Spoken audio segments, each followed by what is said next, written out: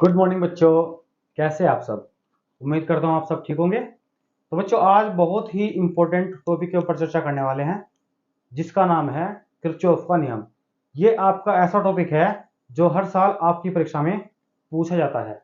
आपके कई सेट बनते हैं, किसी ना किसी सेट में आपका हर साल ये क्वेश्चन देखने को मिलता है बेटा। तो आज हम इस पर चर्चा करने वाले हैं, ठीक है बेटा। तो हमारा टॉपिक है किरचॉफ का नियम। सबसे पहले जानेंगे किरचॉफ ने अपने कितने नियम दिए, उनके नाम क्या क्या थे। उसके बाद फिर हम एक एक नियम पर चर्चा करेंगे, राइट। तो देखते हैं बेटा, किरचॉफ ने सन 1842 ईस्वी में अपने दो नियम दिए, ठीक है। किरचॉफ ने सन 1842 ईस्वी में अपने दो नियम दिए, जिन्हें किरचॉफ के नियम कहते हैं।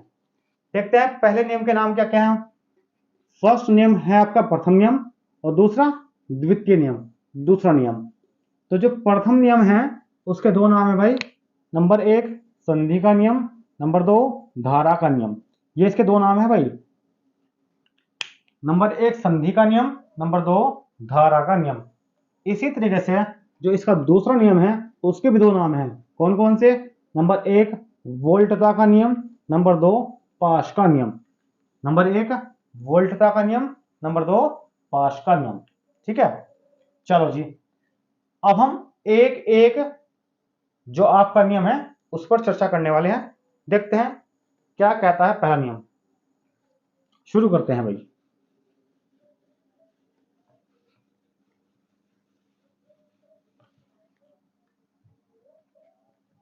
लगाओ हेडिंग, प्रथम प्रथम नियम।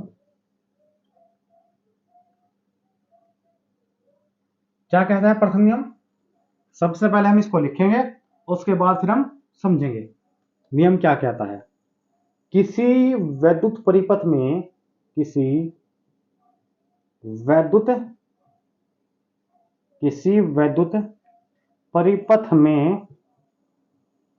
परिपथ में किसी भी संधि पर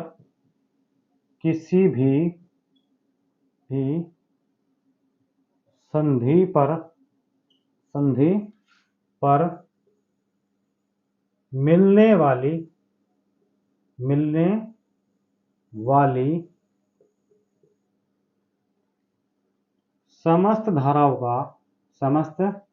मिलने वाली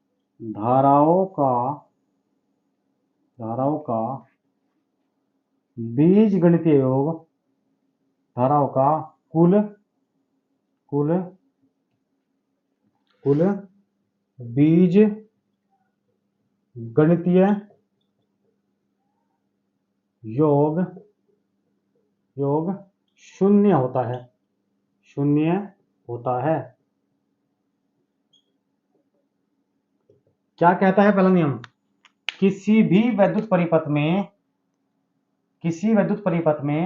किसी भी संधि पर मिलने वाली समस्त धाराओं का बीजगणितीय योग शून्य होता है। समस्त धाराओं का हम डिनोट करते हैं बेटा आई से, और समस्त यानी टोटल धाराओं का बीजगणितीय योग। देखो, कुल बीजगणितीय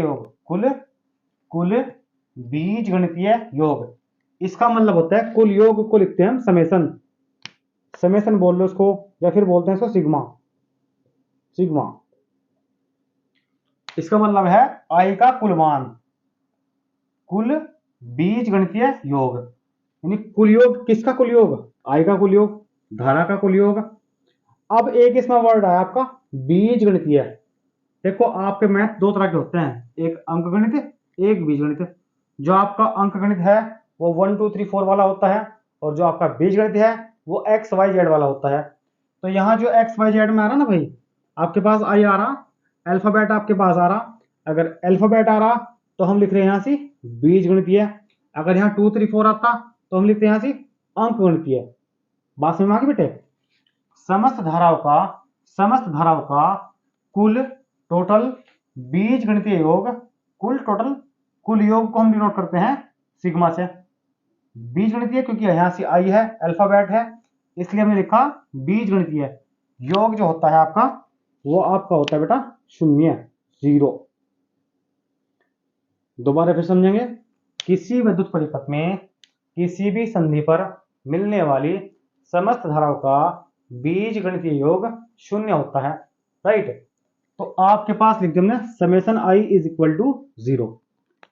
संधि बोलते हैं किसी बिंदु को, किसी जंक्शन को, संधि को बोलते हैं जंक्शन, JUNCT, जंक्शन यानी किसी बिंदु, किसी विद्युत परिपथ में किसी भी बिंदु पर मिलने वाली। अब देखो जो विद्युत परिपथ होते हैं उसमें कुछ धारा आती है तो कुछ धारा जाती है आपकी। मान लो इसमें कुछ धारा आ रही और कुछ धारा आपकी यहां से निकल रही। चलो जी, मान लो ये आपके पास धारा I1 होगी, ये आपके पास धारा I2 होगी, ये आपके पास धारा I3 होगी, और ये धारा आपके पास क्या कौन सी होगी, I4 हो गई। ये धारा आपके पास है बेटा I5। तो जो परिपथ होते हैं उनमें कुछ धाराएं आती हैं तो कुछ धारा जाती है। राइट, तो ये आपके पास है, ये आपके पास है बेटे संधि, इसको बोलते हैं हम संधि, इसको हम बोलते हैं संधि। दोबारा फिर समझो, किसी विद्युत परिपथ में किसी भी संधि पर मिलने वाली समस्त धाराओं का बीजगणितीय योग शून्य होता है। यानी कहने का मेरा मतलब है कि कुछ धाराएं आ रही कुछ जा रही, जितनी भी सारी धाराएं आपस में मिल रही, इन सब का जो योग होगा वो 0 के बराबर होगा। ठीक है, चलो जी, हम यहां तक क्लियर हो चुके। अब मेरी बात सुनो ध्यान से। देखो इसमें कुछ धाराएं आपकी आ रही और कुछ धाराएं क्या है जा रही। तो एक नोट पॉइंट आपको याद करना बेटे, जो धाराएं आपकी आ रही वे आपकी प्लस होंगी, प्लस वाली होंगी, और जो धाराएं आपकी जा रही वे आपकी होंगी माइनस वाली। याद कर लो बेटे, आने वाली धारा धनात्मक होगी और जाने वाली धारा क्या होगी, ऋणात्मक होगी। मैं लिख रहा हूं इसी पॉइंट, ये देखो आने वाली धाराएं, आने वाली धारा प्लस होगी और जाने वाली धारा धारा माइनस होगी। बात क्लियर होगी बेटे, जो आपकी आने वाली धाराएं हैं वो आपकी प्लस वाली हैं और जो आपकी जाने वाली धाराएं हैं वो आपकी माइनस वाली है। इनको आप याद कर लोगे। अब हम ये सारा का सारा मान हम इसमें रखेंगे। इसका मतलब है कुल धारा देखते हैं हमारे पास कुल धारा कितनी है। I1 हमारे पास जो I1 है बेटे वो आ रही, तो आने वाली धारा प्लस की होगी, यानी I1 होगी हमारे पास प्लस की, प्लस योग की बात कर रहा, कुल योग तो प्लस लगाओगे। फिर I2 भी आ रही, ये भी आपकी प्लस की होगी। चलो जी, तो I2 भी आपकी प्लस की होगी, प्लस I3 जो है वो भी आपकी आ रही, तो ये भी आपकी प्लस की होगी। I3 तीन हो गए बेटा आपके पास, प्लस I4 जो है आपकी, ये आपकी जा रही बेटा, अगर जा रही तो क्या होगी, ये माइनस की होगी। ठीक है, तो प्लस माइनस I4 प्लस जो आपके पास I5 धारा है ये भी आपकी निकल रही, बाहर जा रही है, तो बाहर जा रही है तो ये भी आपकी माइनस की होगी, माइनस I5 बराबर 0। ठीक है, किसी परिपथ में किसी भी संधि पर मिलने वाली समस्त धाराओं का बीजगणितीय योग शून्य होता है। समस्त धाराओं का योग जो होता है वो शून्य के बराबर होता है। राइट, चलो जी, जो आपकी रेखा, जो आपकी धारा एंटर कर रही, जो आपकी धारा आ रही वो प्लस की होगी, जो आपकी जा रही निकल रही बाहर वो माइनस की होगी। अब करते हैं इसको सोल्व। इसको मान लो आप, चलो I1 plus I2 plus I3, देखो प्लस माइनस माइनस होता है बेटा आपका, ये आपका मैथ का टॉपिक है। Plus minus minus minus plus minus और माइनस माइनस प्लस और प्लस प्लस प्लस, इसको ध्यान रखना बेटा। तो प्लस माइनस क्या हो गया आपका, प्लस माइनस आपका हो गया बेटा माइनस I4, फिर प्लस माइनस माइनस I5 बराबर 0। ये आपके पास पूरा का पूरा आ गया कुल धाराओं का योग। इसको मान लो समीकरण नंबर 1। अब आपने क्या काम करना बेटे, जो माइनस वाली है इनको आप उधर लेके जाओगे राइट साइड में, देखते हैं क्या होगा।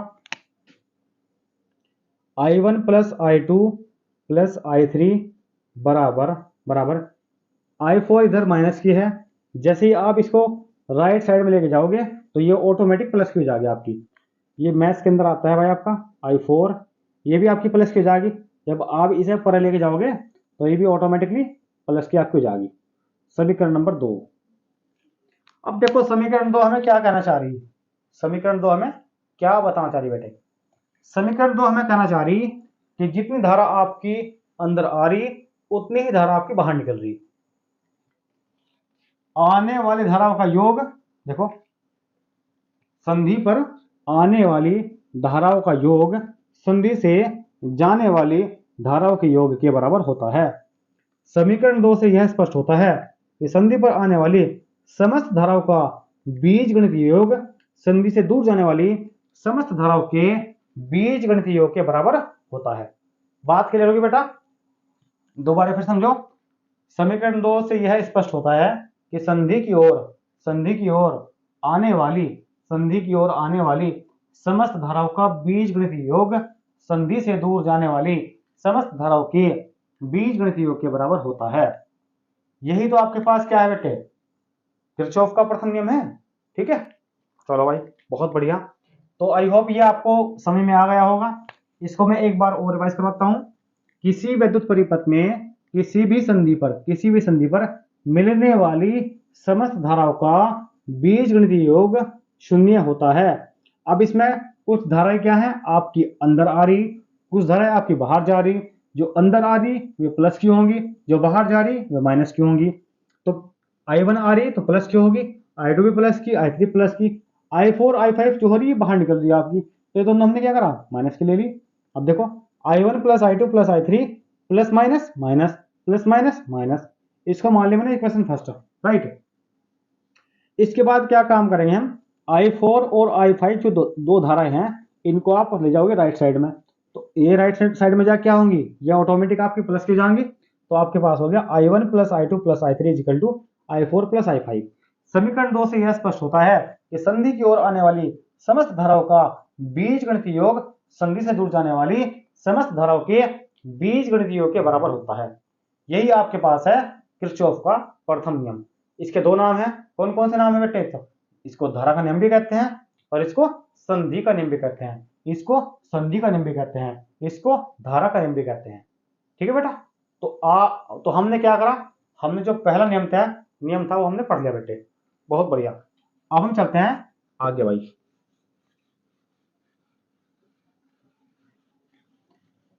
देखते हैं इसमें आगे क्या है। देखो इसमें एक पॉइंट और रह गया, उसको आपको लिखना है। यह नियम विद्युत आवेश के संरक्षण को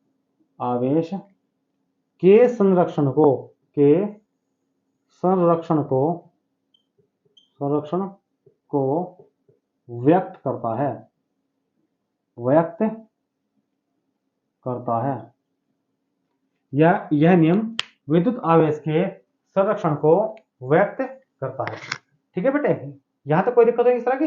चलो जी, अब हम चलते हैं अपने दूसरे नियम की तरफ भाई। यह नियम विद्युत आवेश के संरक्षण को व्यक्त करता है।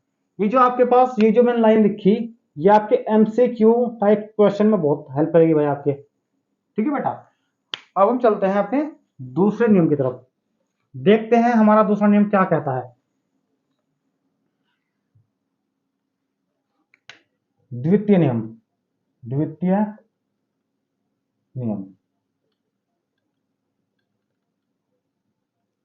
हैं भाई। ये नियम हमारा क्या कहता है बेटे, किसी परिपथ के प्रत्येक खंडों में, देखो मेरी बात सुनो, ये इसका नाम क्या है बेटे, पाश का नियम।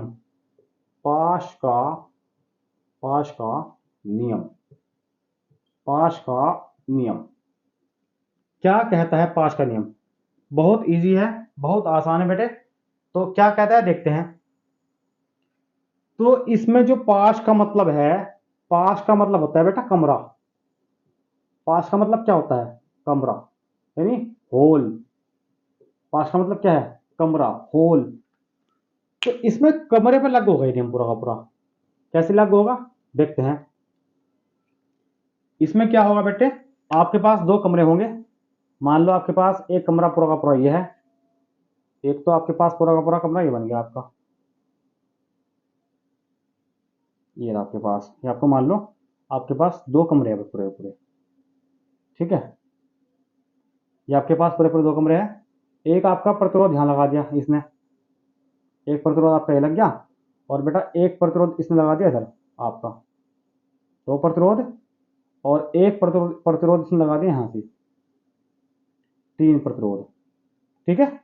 एक इसने यहाँ लगा दिया विद्युत वाहक यानी वोल्टेज, आई थिंक सेल, यहाँ इन्होंने लगा दी बेटे सेल। ये एक सेल यहाँ लग गई हमारी, और इन्होंने एक सेल यहाँ लगा रखी भाई, किरचॉफ जी ने दो सेल लगा दी। यहाँ से जो है ये प्लस सिरा है, माइनस सिरा है, ये आपका प्लस सिरा, ये माइनस सिरा, ये R1 है आपका, और ये आपके पास क्या है R2 है। ये आपके पास क्या है बेटे E1 सेल है, और ये आपके पास क्या है E2 सेल है आपके पास, राइट, ठीक है। अब देखो कैसे काम करेगा ये। यहां से आपकी धारा निकलेगी, देखो यहां से आपकी धारा निकलेगी बेटे I1 धारा, ठीक है। ये ऐसे आएगी आपकी I1 धारा, और ऐसे जाएगी नीचे तक, ऐसे आएगी बेटा। ये आपके पास क्या है, ये आपके पास प्रतिरोध है R1, ये सेल है, पहली सेल ये रही आपकी, और दूसरी सेल आपकी ये रही। तो इस सेल से जो धारा निकली वो आपके नीचे आएगी, और एक धारा आपकी निकलेगी इससे I2 धारा। तो जब ये धारा इधर को आएगी, एक धारा आपकी ये आ रही, तो ये दोनों धाराएं क्या होंगी भाई, आपस में मिल जाएंगी। अब ये दो धाराएं जाएंगी इसमें एंटर करेंगी, I1 प्लस I2 धारा, और ये आपके पास है बेटा R3 प्रतिरोध, ठीक है। इसी तरीके से ये आगे धाराएं चली जाएंगी आपकी। तो देखो ये कह रहा आपका कि किसी परिपथ के प्रत्येक खंड में, किसी परिपथ के प्रत्येक खंड, इसमें दो खंड है आपके, फर्स्ट आपके पास ये रहा और सेकंड आपके पास ये रहा। क्या कहा इसने, इस नियम के अनुसार पाश का नियम, होल का नियम, कमरे का नियम, किसी परिपथ के प्रत्येक खंड में बहने वाली धारा तथा उसके संगत प्रतिरोध के गुणनफल के कुल योग खंडों में कुल विद्युत वाहक बल के बराबर होता है, कुल विद्युत वाहक बल के बराबर होता है, ठीक है बेटे। देखो लिखेंगे वो इसमें, किसी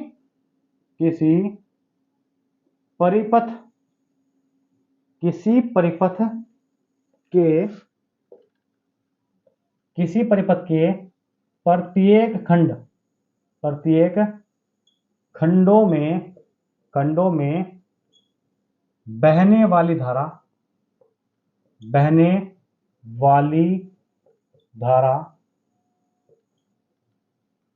किसी परिपथ के प्रत्येक खंडों में बहने वाली धारा तथा उसके संगत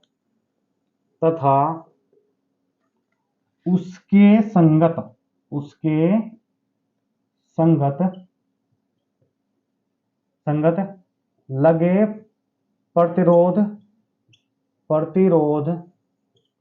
के का गुणनफल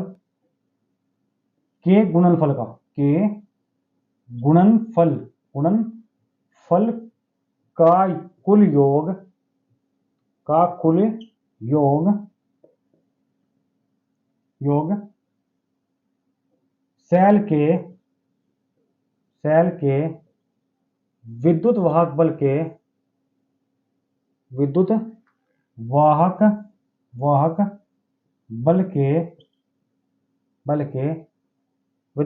के सेल के कुल विद्युत वाहक बल के बराबर होता है,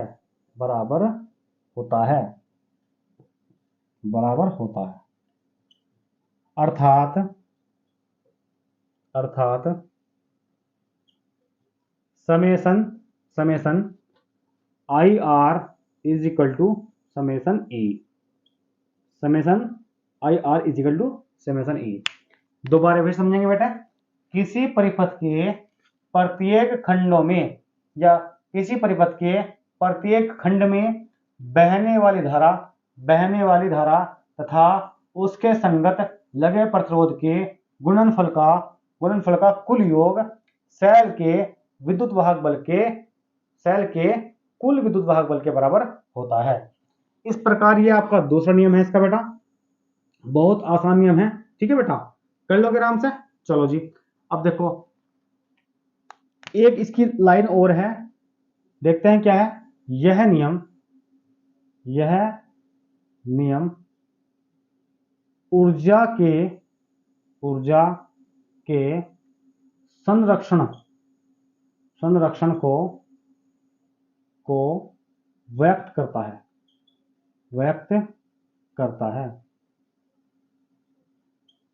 यह नियम ऊर्जा के संरक्षण को व्यक्त करता है। पहला जो नियम था आपका वो आवेश के संरक्षण को व्यक्त करता था, और ये जो नियम है यह आपका नियम क्या है बेटे, यह नियम ऊर्जा के संरक्षण को व्यक्त करता है। ठीक है बेटा, दोबारा फिर समझेंगे बेटे। आपका दूसरा नियम क्या कहता है, ये नियम है पाश का नियम, यानी कमरे का नियम। पहला कमरा ये रहा आपका, दूसरा कमरा ये रहा। पाश नंबर फर्स्ट है, पहला पाश आपके पास ये रहा और दूसरा पाश आपके पास ये रहा। ठीक है बेटा, तो किसी परिपथ के प्रत्येक खंड में बहने वाली धारा तथा उसके संगत लगे प्रतिरोध के गुणनफल का कुल योग सेल के कुल विद्युत वाहक बल के बराबर होता है। सेल के कुल विद्युत वाहक बल के बराबर होता है। कोई दिक्कत नहीं बेटे। ठीक है भाई, देखो इसकी दिशा आपकी इधर को होगी भाई, जो इसकी दिशा आपकी होगी वो इधर को होगी, और जो इसकी दिशा है, जो आपका E2 सेल लगा हुआ, इसकी दिशा भी आपकी इधर को होगी। क्यों? क्योंकि जो आपकी प्लस चार्ज, जो आपकी विद्युत बल रेखाएं हैं वो धनात्मक सिरे से निकलती है और ऋणात्मक सिरे पर समाप्त होती है। जो आपके पास करंट है वो प्लस चार्ज से निकलेगा और माइनस चार्ज पे जाकर समाप्त होगा आपका। तो धारा इधर को बहेंगी आपकी, धारा इधर को बह रही बेटे, इधर को। क्यों? क्योंकि यहाँ प्लस चार्ज है आपका, इधर आपका माइनस चार्ज है, इधर आपका प्लस चार्ज है, तो ये प्लस चार्ज से आपकी धारा निकलेगी। राइट, चलो जी, इतनी बात क्लियर होगी बेटे। ठीक है भाई, अब हम चलते हैं अगले पड़ाव की तरफ, करते हैं थोड़ा इसमें सोल्व करते हैं, थोड़ा इसको देखते हैं भाई कैसे होगा। तो हमारे पास कुल मिला के हमारे पास क्या आया, summation I R is equal to summation E. चलो जी, अब इसके तर्ज पे हम काम करेंगे। सबसे पहले बेटे हम लेंगे पास नंबर 1 में बंद पाश 1 के लिए, देखो यहां क्या है, आई आर, कुल योग आई आर। तो सबसे पहले लेंगे बंद पास, आपके पास जो है फर्स्ट ये है पूरा का पूरा, ये आपका पूरा का पूरा क्या है बेटा, बंद पाश आपका। ठीक है, तो फर्स्ट में जो है आई आर है, यहां से फर्स्ट में क्या है आपका I1 R1, तो I1 R1 प्लस, देखो इसकी दिशा किधर को है, इधर को है बेटे I1 की। जब आप नीचे जाओगे और इधर एंटर करोगे तो देखो जो आपके पास I2 है इसकी दिशा भी आपकी इधर को ही है भाई, I2 की जो दिशा है आपकी वो भी इधर को ही है, और जो I1 की दिशा है वो भी इधर को ही है। तो इसकी दिशा इधर को होगी, इसकी भी इधर को होगी। अब हमें क्या काम करना पड़ेगा, इसको हम ऐसे ले चलेंगे, और जो इसकी दिशा है ये उल्टी हो इधर को हो रही है तो इसको इधर को करेंगे। और जब आप इसकी दिशा बदलोगे तो आपको क्या काम करना पड़ेगा बेटा, यहाँ एक माइनस लगाना पड़ेगा आपको। कैसे देखते हैं, तो आपको यहाँ करना पड़ेगा बेटा -I2 R2। मैंने क्या लिखा बेटे, मैंने लिखा बंद पाश 1 के लिए, ये आपके पास पूरा पूरा एक होल है, एक कमरा है। तो यहां से आपके पास एक R1 लगा हुआ और एक E1 सेल जुड़ा हुआ है यहाँ से, जिससे I1 धारा आपकी निकल रही। तो ये आपके पास हो गया I1 R1। इसकी दिशा जो है आपकी ऐसे है करके, जो इसकी दिशा है वो इस टाइप से है करके। और जो आपके पास सेकंड लाइन में जो लगा हुआ I2 और R2, जो इसकी दिशा है वो भी आपकी इधर को ही है, तो इसकी दिशा भी इधर को ही हो रही और इसकी भी इधर को ही हो रही। जब ए इधर एंट्री करेगा, ये इधर को आ रहा, इधर को आ रहा, तो आपने क्या काम करना पड़ेगा बेटे, इसकी दिशा बदलनी पड़ेगी। इसकी दिशा क्या करनी पड़ेगी, उधर को करनी पड़ेगी। जब आप दिशा बदलोगे तो आपको यहां माइनस लगाना पड़ेगा, राइट। इसके बाद आगे क्या लिखा है, कुल सेल के विद्युत वाहक बल के बराबर होता है। अब देखो, जो इस सेल का विद्युत वाहक बल E1 है, इसकी दिशा इधर को हो रही बेटे, तो आप लिख दो यहां से E1 प्लस। अब वही काम आपको यहां करना पड़ेगा। इसकी जो दिशा है वो इधर को हो रही, जबकि हमें उधर को करनी।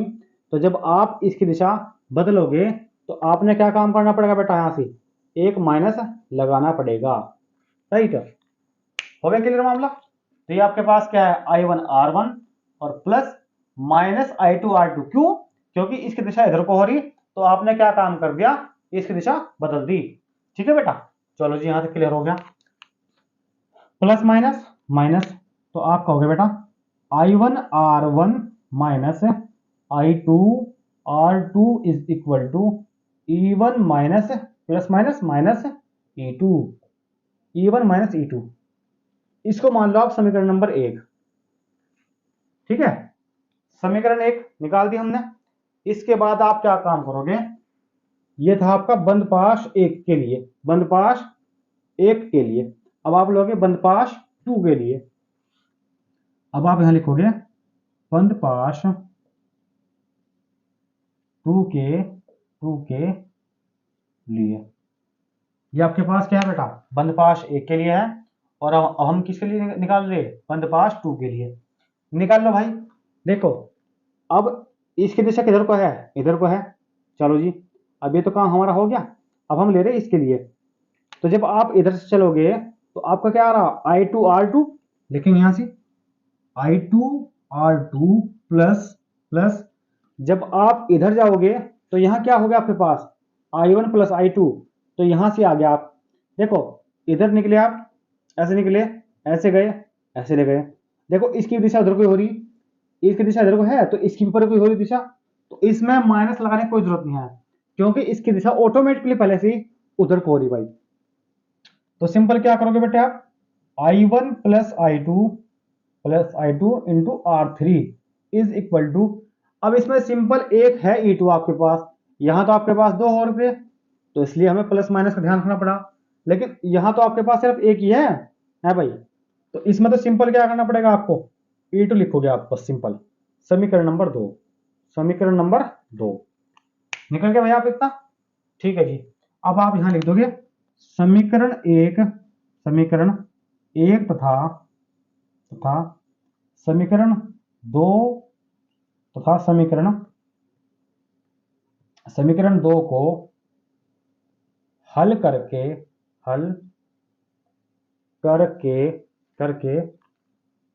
परिपथ की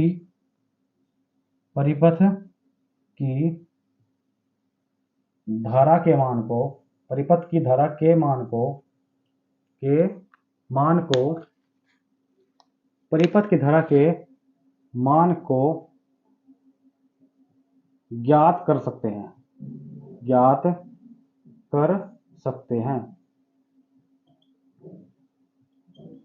परिपथ की धारा के मान को ज्ञात कर सकते हैं। यह आपका दूसरा नियम बेटे। ठीक है, एक बार दोबारा फिर रिवाइज करेंगे सर। देखो आपके पास ये पूरे पाश हैं, पाश का नियम है, हॉल का नियम है, कमरों का नियम है। तो इसमें क्या होगा, किसी परिपथ के प्रत्येक खंड में गुजरने वाली धारा और उसके संगत प्रतिरोध के गुणनफलों का सदिश योग उस परिपथ के सेल के कुल विद्युत वाहक बल के बराबर होता है। बस इतना है। इसके बाद फिर आप क्या काम करोगे, आप ये चित्र बना लोगे, और चित्र बनाने के बाद फिर आप लिखोगे बंद पाश 1 के लिए, आप ये पूरा प्रोसेस कर लोगे। बंद पाश 2 के लिए ये पूरा प्रोसेस कर लोगे भाई। ये आपकी इक्वेशन फर्स्ट है, ये आपकी इक्वेशन सेकंड है। फिर आप लिख दोगे समीकरण 1 और समीकरण 2 को हल करके परिपथ की धारा का मान ज्ञात कर सकते हैं आसानी से। ठीक है बेटा, यही आपके पास 2 किरचॉफ के नियम थे। आई होप ये वीडियो आपको पसंद आई होगी। इस वीडियो को आप 1 से 2 बार देखोगे तो ये टॉपिक आपके क्लियर हो जाएगा। ये मैंने एक्स्ट्रा इसलिए कराया क्योंकि अगर इस पर कोई भी न्यूमेरिकल्स आता है तो आप इजीली इसको, जो आपका न्यूमेरिकल आएगा उसको उसको आप सोल्व कर लोगे इजीली। आपको न्यूमेरिकल का ये पूरा प्रोसेस करना पड़ेगा भाई आपको न्यूमेरिकल में, ठीक है बेटा। ये चित्र आपको मिलेगा एग्जाम पेपर में और ये पूरा प्रोसेस आपको करना पड़ेगा न्यूमेरिकल्स में बेटा, ठीक है बेटा। तो आज की वीडियो में हम इतना रखते हैं, ओके भाई।